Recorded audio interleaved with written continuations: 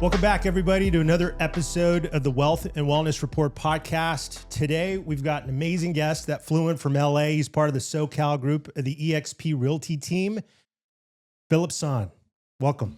Awesome. It's an absolute pleasure to be here. Yeah, Thanks man. so much, I'm Diego. so excited Appreciate I get to meet you in person and at the same time do this show because we have so much in common. It sounds like you're in real estate. You're working with Brian Young. You're building out this eXp Realty group in Los Angeles. So I'm like excited to dig in on all the things, man. Cool. I'm pretty stoked out, man. Yeah. Pretty stoked. Cool. So tell us a little bit about, who you are, where you come from, your background, how you got into real estate. Gotcha. So I grew up in East LA, single mom, welfare. I grew up in straight up poverty, a lot of gangs, East LA, yeah. Anyways, I grew up in East LA, and at 17, I left for the military. Did about close to a decade in the military. Got out, was homeless for a little bit. Thought to myself, damn, I'm doing something wrong. I better figure out how money works. I came across a Dave Ramsey study. Dave Ramsey study is really interesting. It was like the top 5 occupations that make up the most millionaires. It was like engineers, accountants, teachers, lawyers, management, and business owners. So I thought to myself, like, okay, like I don't have a degree. I was barely out of the military. I thought to myself, I'm going to go become an engineer. Then I thought to myself, wait a minute, teachers. How the hell are teachers millionaires? That doesn't make any sense. Turns out that majority of millionaires get their net worth from real estate. So if you buy a house, and by the way, this is backdated data, right? So if you buy a house, you sit on it for 20, 30, 40 years, average appreciation in SoCal, California in general is like anywhere from 6 to 8%. Yeah.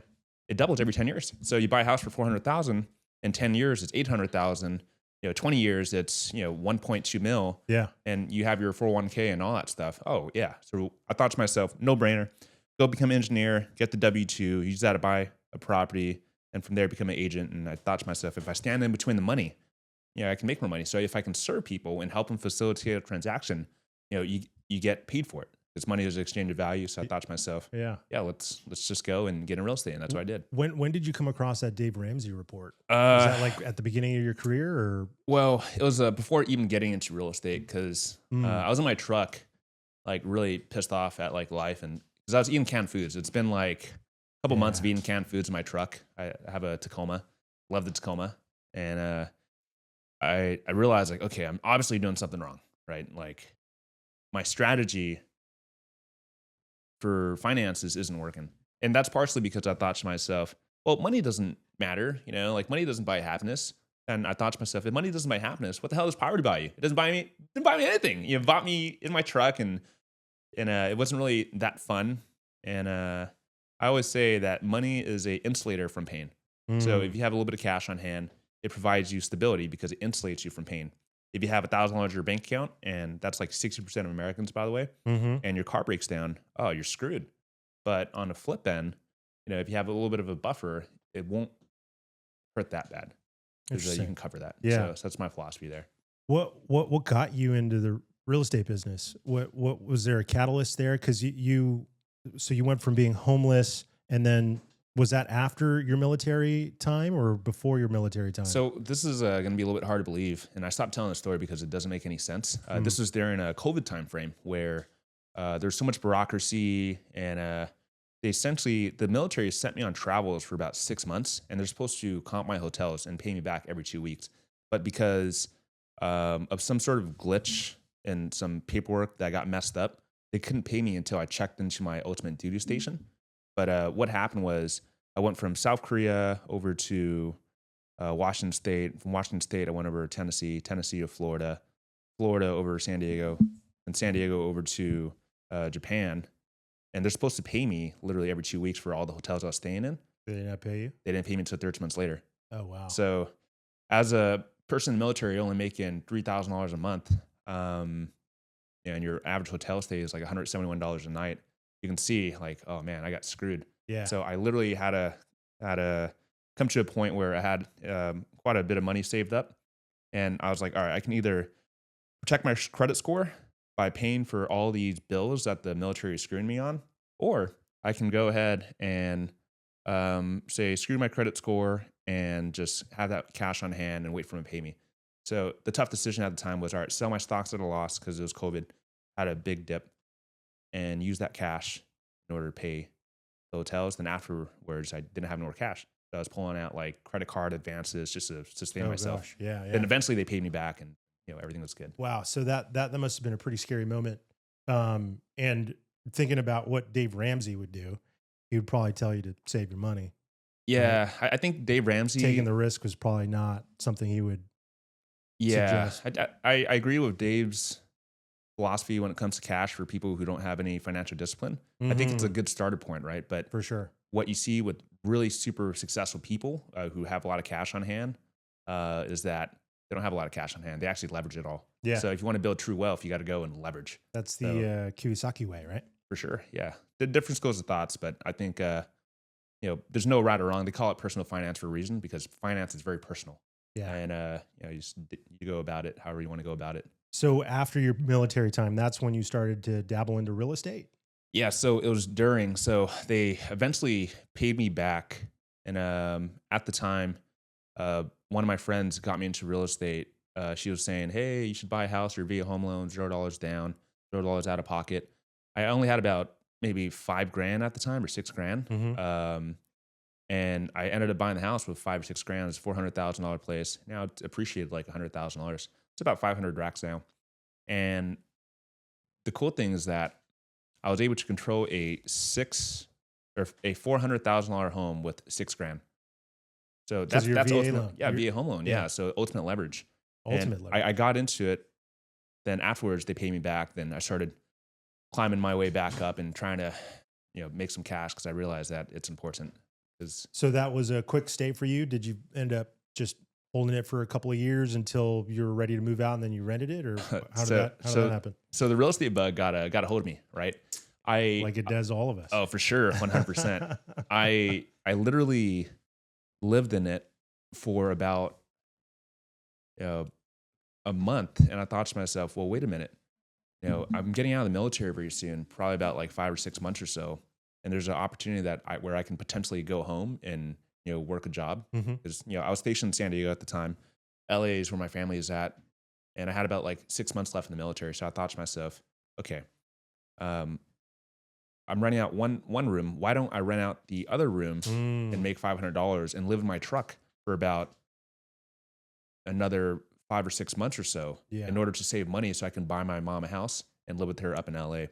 So the ultimate house hack. Yeah, 100%. Yeah. And I was living in the military, so I intended living in that place in San Diego, because it's a via home loan, primary home loan. But as I was leaving the military and moving back to LA, it gave me a justification legally to go and buy another property up in LA. So that 5-month window was really risky because I was reaching out to Boeing at the time. I reached out to Boeing because I saw that study by Dave Ramsey, like, engineers, they make a lot of money. Yeah. So I reached out to Boeing for about a year straight prior to the fact. And I was like, hey, I'll be the best engineer you'll ever hire. Hire me. And they're like, you don't have a degree. You don't have anything. Sorry, we can't do that. And I said, I'll work for free for 3 months. I'll be the best engineer you'll ever hire. I'll work for free for 3 months. And I was pretty persistent, right? Over and over and over as the months went away or the months passed on, I ended up reaching out over and over and over. And we finally came to an agreement where I would work for free for 6 months. So I worked for free for 6 months over there. It was fully remote position. So I can, instead of living in my truck while I was still in San Diego, I moved up to LA, right? So I got really lucky and I got that position and I worked for free for 6 months. And I told my manager at the time, hey, free work for 6 months and I'll get my degree in less than a year and I'll get my certifications. So that's what I did. I finished my bachelor's in cybersecurity in 9 months. Wow. I didn't really do any college beforehand. So 9 months to get that done, then, the military pays for your school. And so I knocked out another master's in like 10 months in business at USC. Then Amazing. Now I'm on my second master's. It's taken about a year, Master's of Science of Entrepreneurship and Innovation. And that's why you're potentially moving up here to the Bay Area, right? To go to Stanford, or was that already done? So that was already done way back when. Okay, So got you. I'll be applying for Stanford here shortly, and I'll Amazing. be moving up here for a MSX, Master's of Science of management, but X stands for experience. So that would be your third master's. Yeah, I'll be my third master's. Amazing. You know, So it sounds like you're an eternal student. You just love to learn. And I love to learn for sure. You know, someone said, "Oh, Phillip, you're a degree collector." I was thinking to myself, "Yeah, I mean, I can see that. You know, there's a reason why I'm going to school because you know I want to be the best. I want to be world class, right? So not only do I want to apply the knowledge that I learned in school to real estate, I also want to understand the concepts because knowledge is a 2-part series. One is applicable knowledge, like the day-to-day, the knowledge that you're applying and actually doing. And the second one is theoretical, academic, right? So understanding, conceptualizing. So I want to understand both. Like I execute in business, but I also want to understand the theories behind it so I can go ahead and tweak and optimize even further. That's really cool. So let's talk a little bit about your business. I've learned that you're also a first-generation American. Yeah, first generation. Just like me. My parents came in from South America. Actually, their parents came from Europe. So it's like I'm second generation, first generation immigrant. Tell me a little bit about this path of financial freedom in your 20s, being a first generation American, and how that's impacted your family. Oh, for sure. Well, I guess we'll go back to why I joined the military. So I think it's really important to really be careful with what your kids watch. I remember in 7th grade, I saw Saving Private Ryan. I saw all the soldiers and I guess the Marines. Anyways, I saw all the people running up the hill, getting shot at. And I thought to myself, wow, that's badass. Fighting for freedom. You know what I mean? Going out there and fighting for something that you truly believe in. And then I played a lot of games growing up, Call of Duty. And essentially I wanted to go into the military and go serve our country. And I didn't care anything about like the free schooling from the GI Bill, the VA home loan. I didn't care about any of that. I just wanted to serve. But after I got out of the military, you know, and after going through that traumatic experience of like living my truck, I realized like, wow, financial freedom is really important. So I worked like 3 jobs for the last 3 years, man. 16-hour days, 18-hour days. I maybe only slept like 3-4 hours a night, just ultimate grind. Yeah. And I went from $40,000 in debt to, I guess now I got $40,000 on my wrist, which is pretty funny, but you know, it's actually pretty nuts. $40,000 in debt. Here's a really funny story. It's actually pretty insane. Yeah. Tell me. At 29 years old, I made my first million. At 29, I lost my first million. At 29, I made it back and then some. I'm still 29 right now, and it took me about 2 years to become a millionaire. And I was very humbled. Man. Like, anyways, like my risk tolerance was insane because I was already rock bottom. I was like, all right, let's take these asymmetric risks, these big bets, and if it pays off, fantastic. If it doesn't pay off, well, I mean, I'm still broke and I'm still poor anyway, so it doesn't matter. But being able to take these big swings, I think, is really important. The saying is, money or concentration builds wealth, diversification keeps it. So what I learned during this time period was making money is a skill set and keeping money is a skill set. I didn't learn about the keeping money part until I lost it, then made it back. I'm like, okay, cool. Like I understand risk mitigation a little bit better now, a lot better, because I went through that experience. Because they say consequences better teachers in some words. But the best part about all this is being able to take care of family. Bought mom a house. You know, I surprised my mom recently. Bought her a car when I came back from Mexico.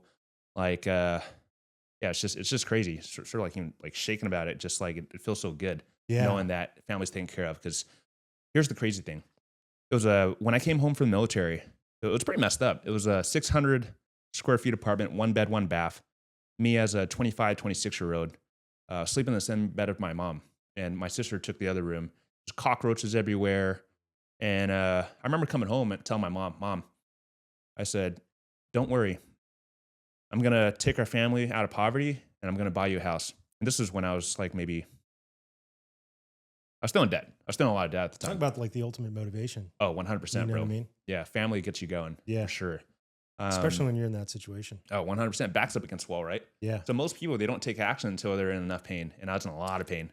I was in a lot of pain, man. It's so true, man. Yeah. Rock bottom is that reality that I think we all really, unfortunately, some of us have to experience in order for us to propel to our next level. You know, that type of pressure generates and creates the diamond, right? Yeah, So, absolutely. I would say everyone wants to be an amazing captain, but they never want to go to rough seas. So for me, I look back on the rough seas and, oh man, I wouldn't want anyone to take that away from me. Totally. If someone It came to formed me, you. oh, 100%. It created you. 100%. I always say strong characters forge through adversity.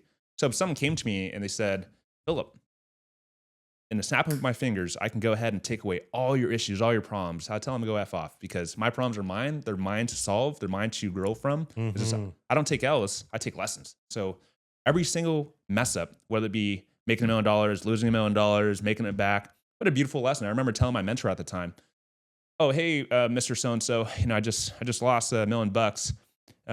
He said, how do you feel about it? It's like, well, I think it's a good lesson, so I was pretty detached from it actually. That's good. Yeah, because money is important, but it's a tool, right? And Totally. we're on borrowed time, right?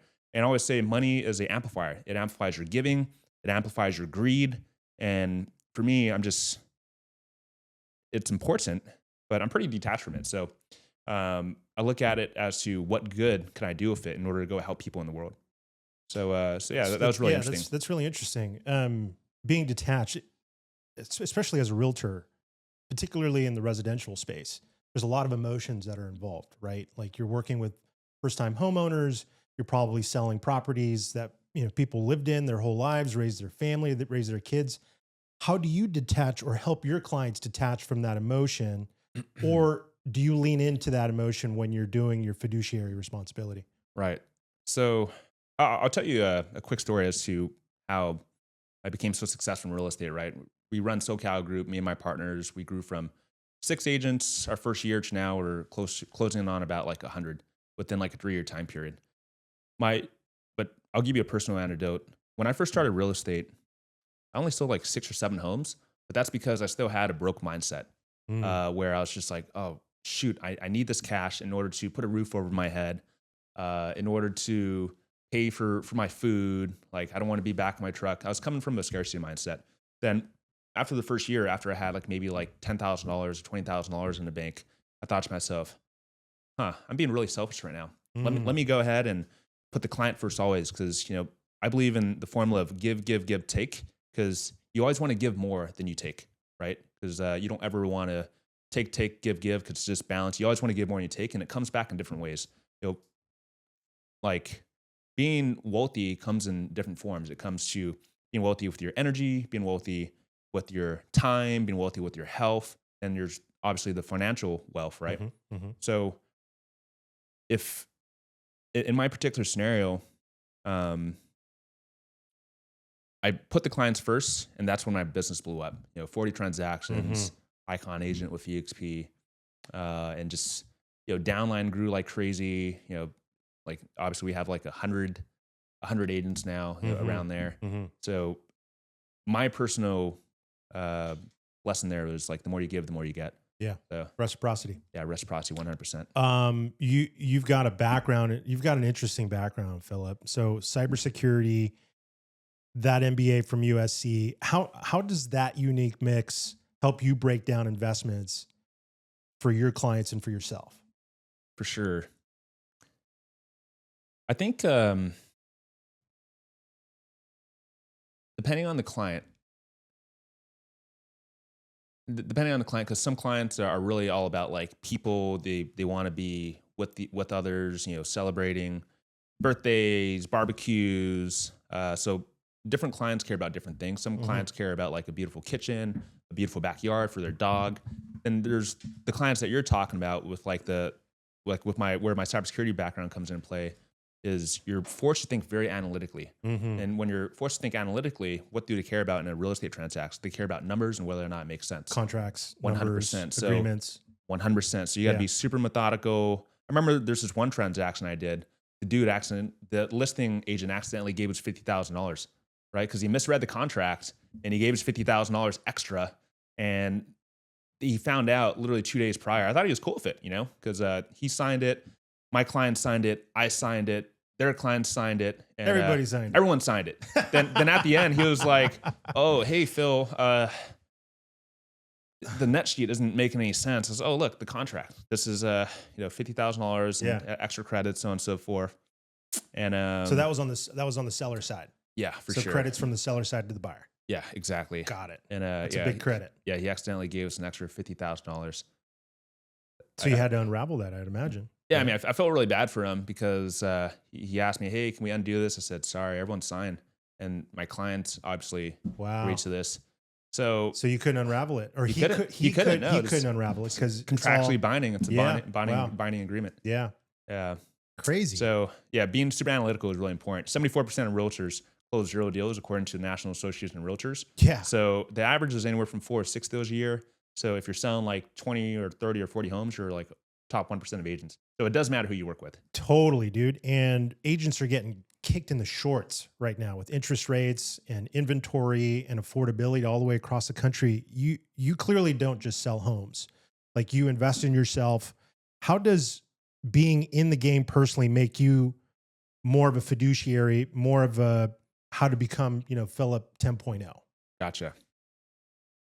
I think looking at it from all different angles are important, right? You always got to look at the client's needs. Are they looking at it as an investment, right? Me being an investor, it helps. You being an investor, it helps as well. So if they're looking at it from an investment point of view, you do the analysis on the investment. If they're looking at it as a first-time home buyer and they just want a nice place to live, maybe they're trade-offs. They don't really care about cash flow as much, right? If it's school districts, all these things play a really big role. So I would say if you want to be a really killer agent, you starting off with self-education, self-development, self-growth is the ultimate way to go. All the most successful people is they work on themselves. Yeah. And being self-reflective enough to understand what your weaknesses are, what your Self-aware. strengths are. Yeah, that self-awareness is huge. Absolutely.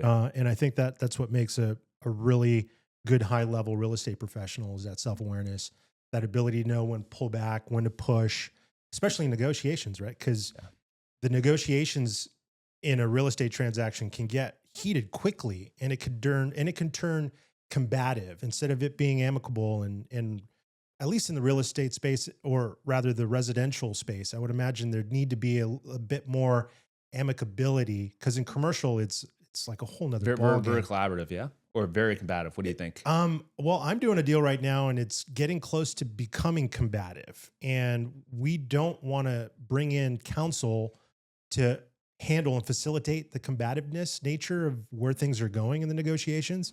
So we're on the buyer side, and we're hoping that, based off of data points and characterization around an ESA that's being done on the property, is going to give us the much needed understanding on whether or not we're going to do this deal. The seller just is like really, really adamant about not moving.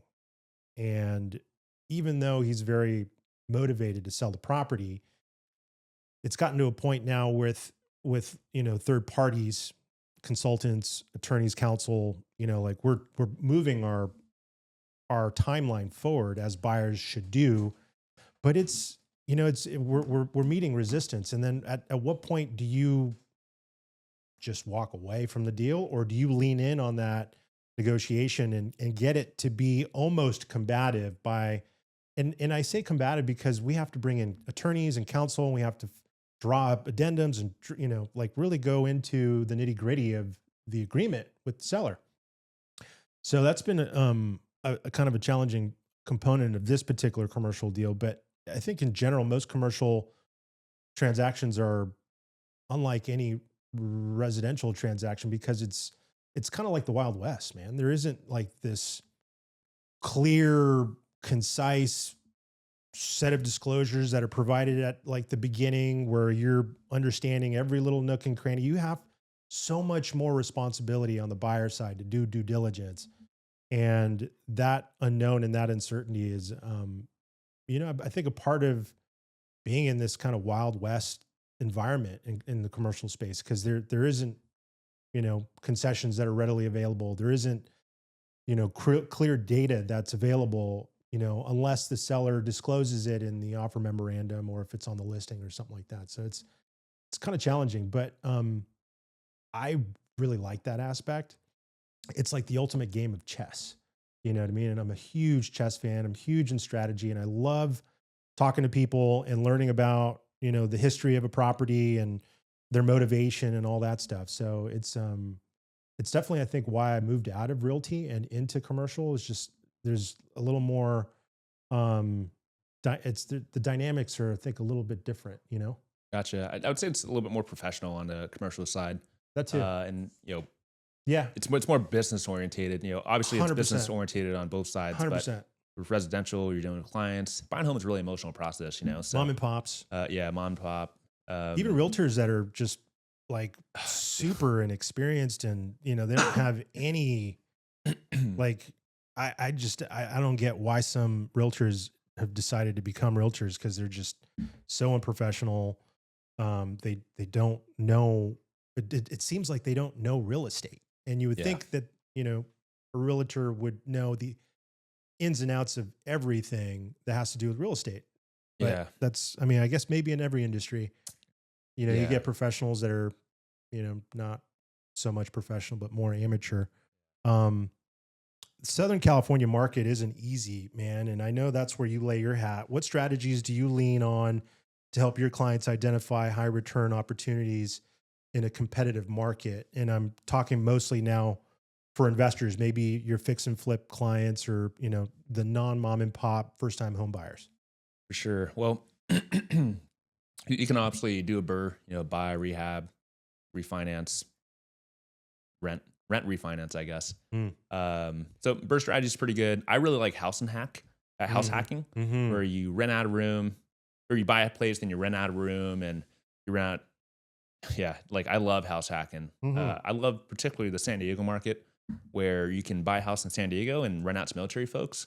Because military people, Oh, that's great. for the exception of me not getting paid, they get paid, Yeah. and they typically go ahead and get paid a housing allowance. And the housing allowance in San Diego for a military person is anywhere from $3,000 to $4,000.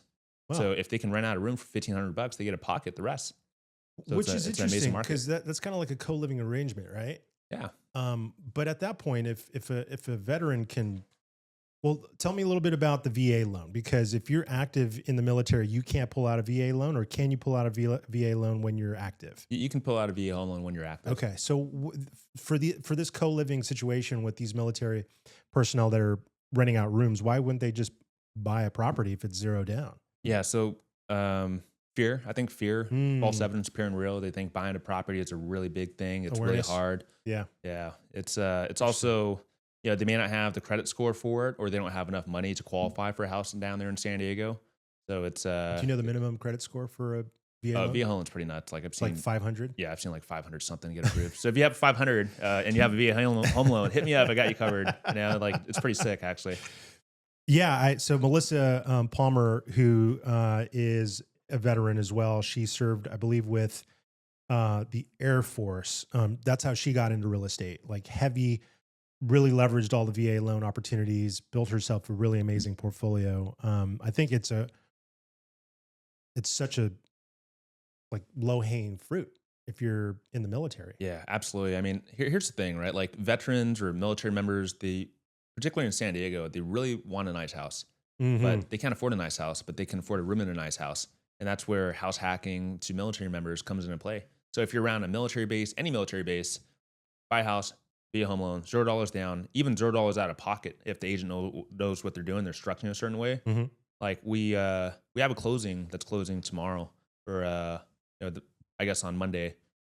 Literally, our client bought a house like $410,000, $0 down, $0 out of pocket, and it only has like $1,000 in the bank account.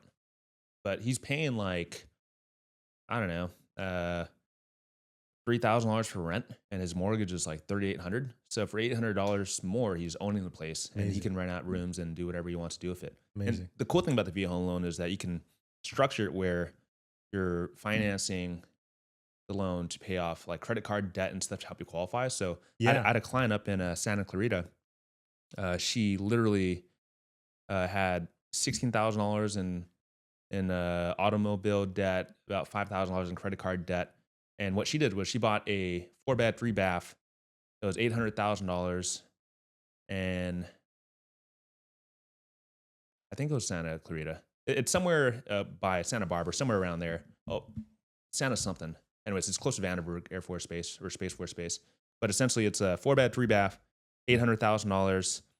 We took credits. We paid off her automobile. We paid off her credit card, and she had $0 down, $0 out of pocket, and she rented out her rooms. And now she wiped out all her living expenses. Amazing. Wiped out her living expenses, wiped out all her debt with Yeah. the VA home loan, and it cost her nothing. Wow.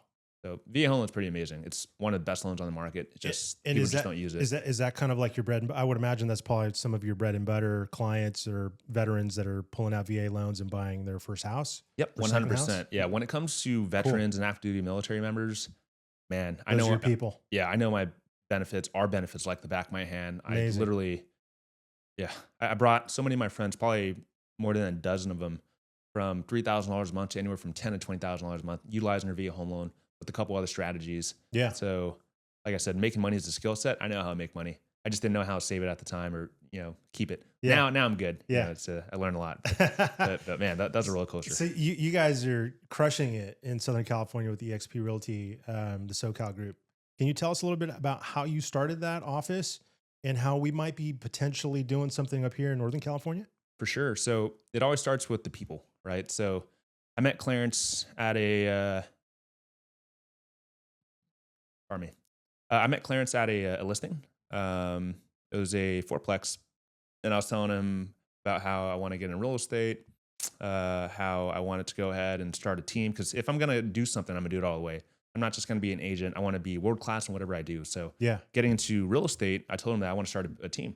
And Clarence and Were you Brian, with EXP Realty at the time, Not or yet. a different brokerage? I wasn't even in real estate yet. Oh, I was okay. barely getting licensed. But you were like just walk-in properties. Yep, 100%. Amazing. Because I was still also $40,000 in debt. How I met Clarence was I met him on my mom's birthday, and I told my mom, we got to go dream.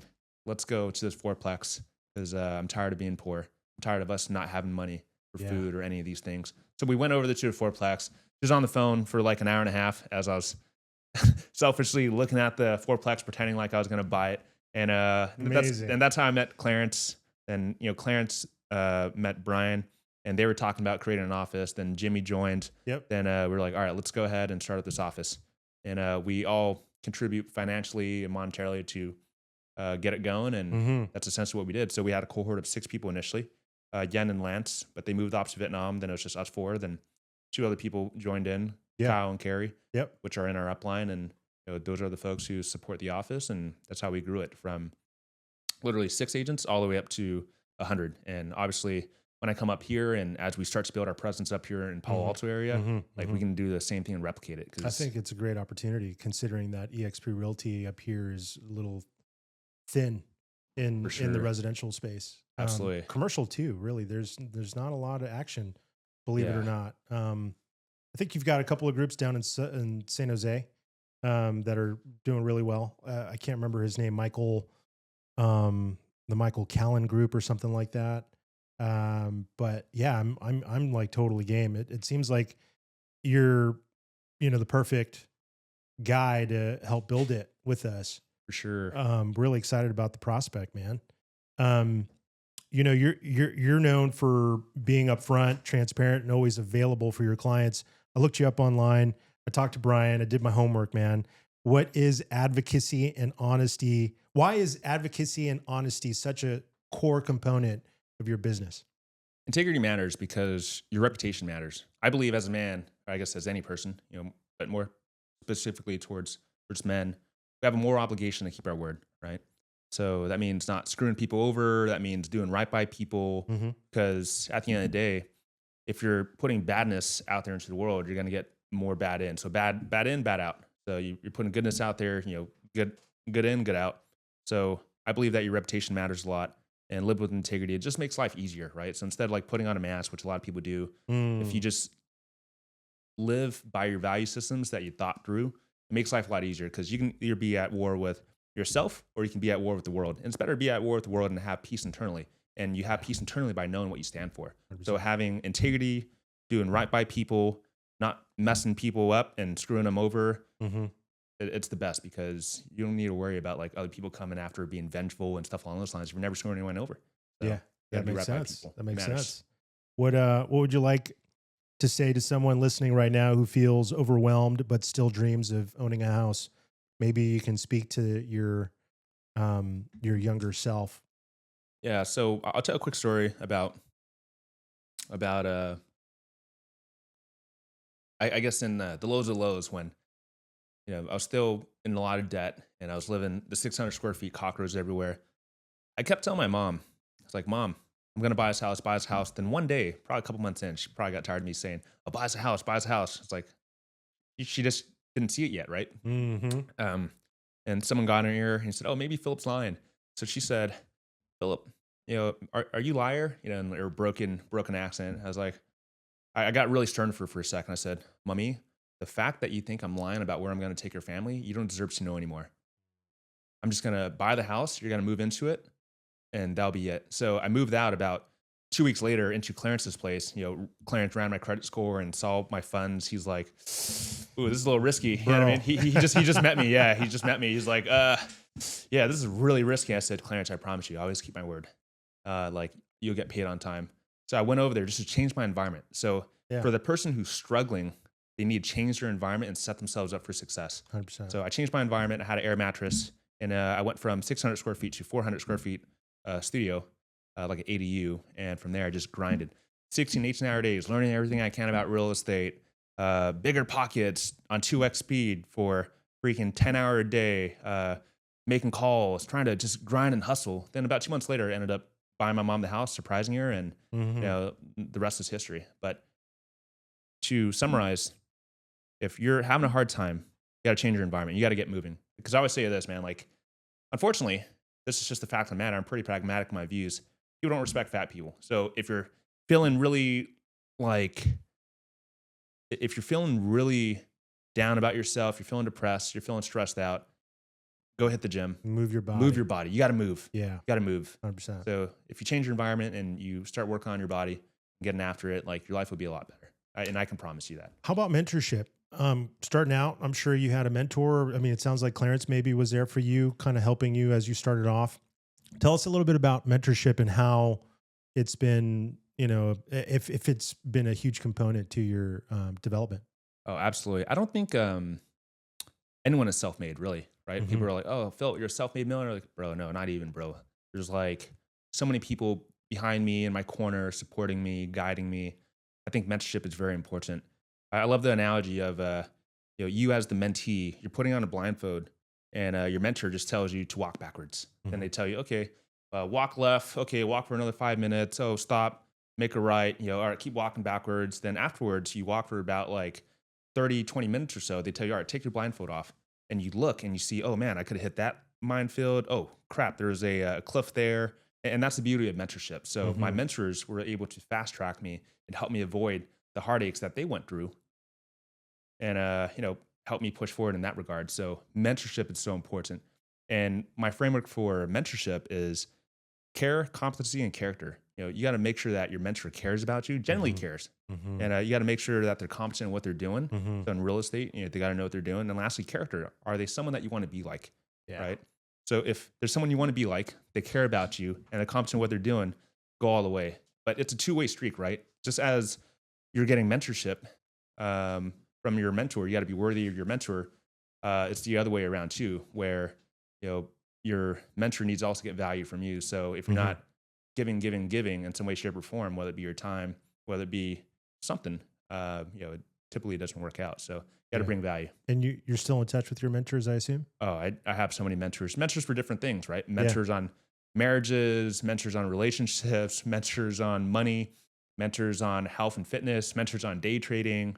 Um, you can always learn from people who are experts in their field. Mhm. I want to follow the winners. I'm not going to go to the gym and ask the fattest guy there how I get fit. But if I see a really buff guy, I'm like, "Oh, dude, how do you do Yeah. that? Teach me." Yeah. Because that's what world class means. It's literally means being the best in what you're doing. And, Yeah. it's multifaceted. Life is not very black or white. It's different shades of gray. And Mhm. someone may be an amazing business person, but they may be a horrible parent, or they may be a horrible son. But Mhm. on the flip end, it's very, very dynamic. Yeah, it's So just very dynamic. this show is called the Wealth and Wellness Report. Wellness is a huge component of what we talk about on the show. How has health and wellness played a role in the development of Phillip personally, and how you've woven that into your business? I think about it in regards to wealth, right?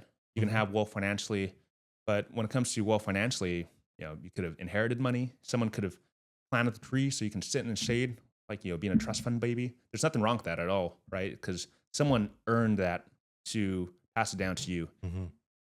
When it comes to fitness, when you look at someone and you see they're pretty jacked, they're fit, they're strong, can't be given that. So Gotta earn it. 100%, you got to earn it. And I guess you're going to earn everything in life for the most part, but fitness is so important. You have more energy to go out there and work. I know for a fact, no one can outwork me because my fitness routine is absolutely insane. That's why I'm able to work 3 jobs, used to, for about 3 years, sleep on 3 hours a night and keep going, come with energy, because fitness is the staple of your energy. It's the foundation. 100%. Yeah. So for the folks out there who want more energy, it's sort of counteractive, but go work out. You got to give energy, work out. right? It's a whole give, take thing. Yeah. It's amazing. You go to the gym, you exert energy, you're going to be tired, but when you recoup, you'll have more energy than what you had started with. And then Absolutely. you keep kind of recycling that into your regiment. That's awesome. Cool, man. Well, we're kind of winding down. I have one more question for you in terms of the real estate business. You know, for anyone ready to take that first step, you know, buying, selling, or just exploring real estate, how can they connect with you and your team? Gotcha. Well, if you guys want to connect with me, go ahead and look up Phillip.Sann on Instagram or just type in my name. My number's out there. It's my personal number. Mm-hmm. Don't dox me. Some of you guys dox me.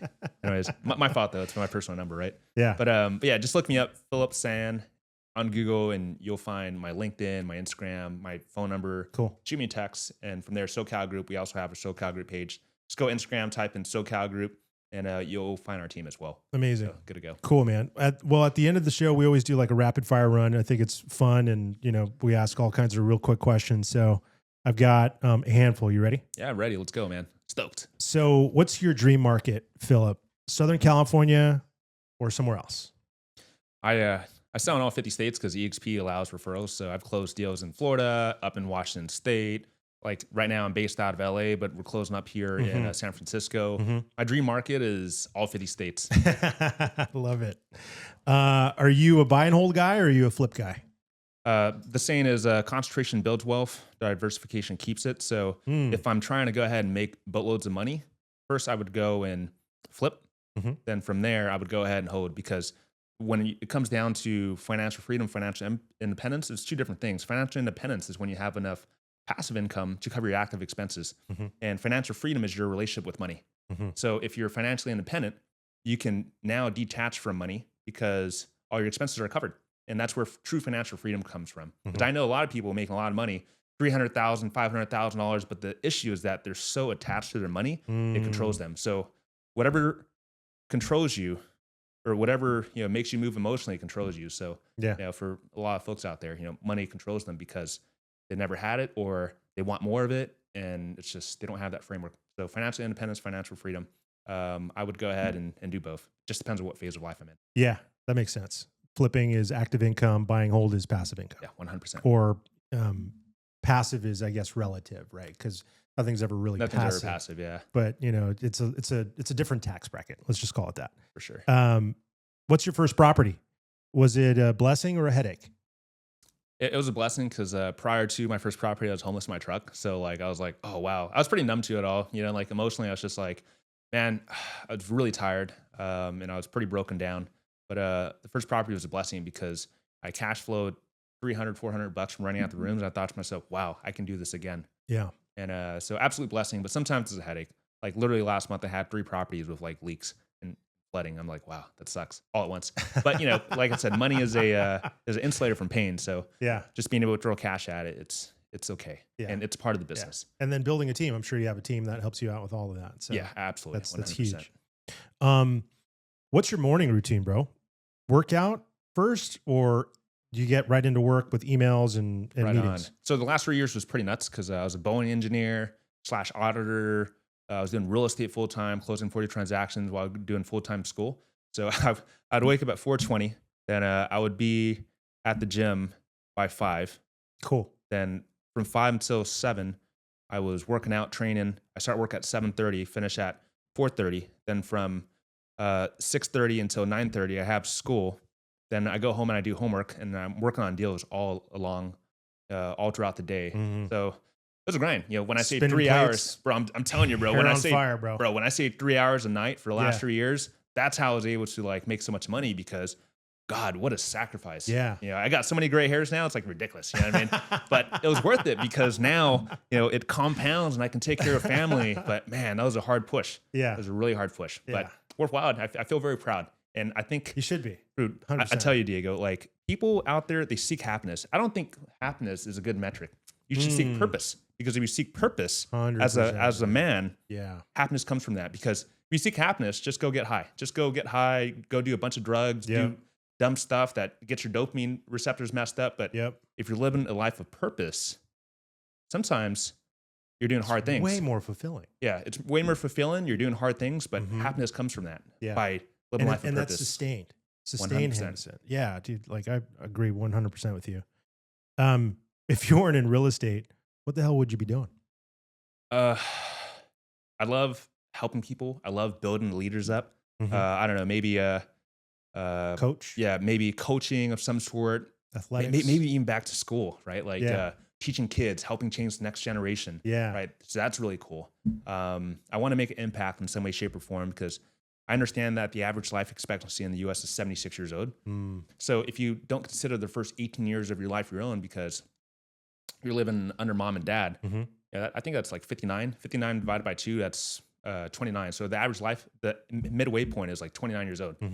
So like if you're 29 years old, you're already more than halfway done for your life if you don't count the first 18 years. Yeah. So for me, if I was in real estate, I would try to find a way to provide value and try to help people.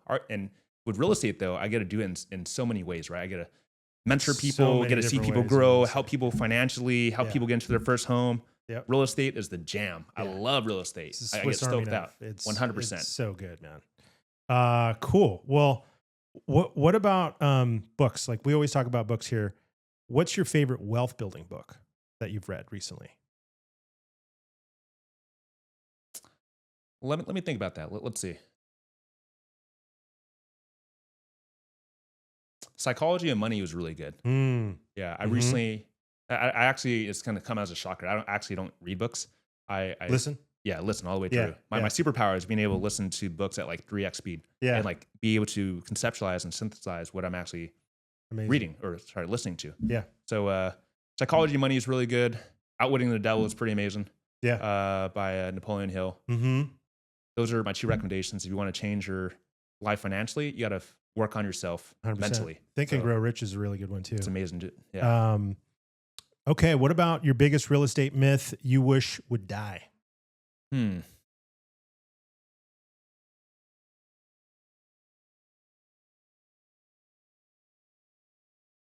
That buying a home is hard. If you- Mhm. Yeah. People think buying a home is really hard. I thought it was really hard, right? That's why, like, I never bought a house up until someone showed me the way.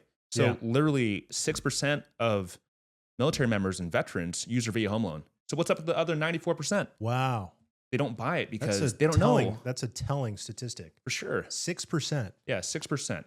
Wow. So they don't buy it because they think it's hard, or they don't know about their benefits, Yeah. or they don't have a trusted advisor. Because you got to think about it. Less than 1% of people enter the U.S. military.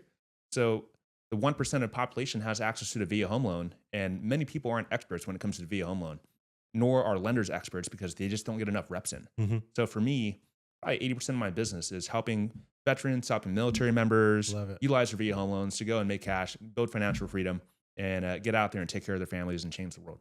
So Amazing. people need to get educated Yeah. on their benefits as a veteran or a military member. Yep. And just trust the experts. So you're an expert, Diego.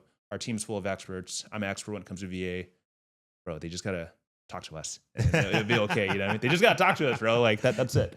All the contacts information's in the bottom, you guys. All right. One word to describe your philosophy on homeownership. Headache. No, I'm just messing.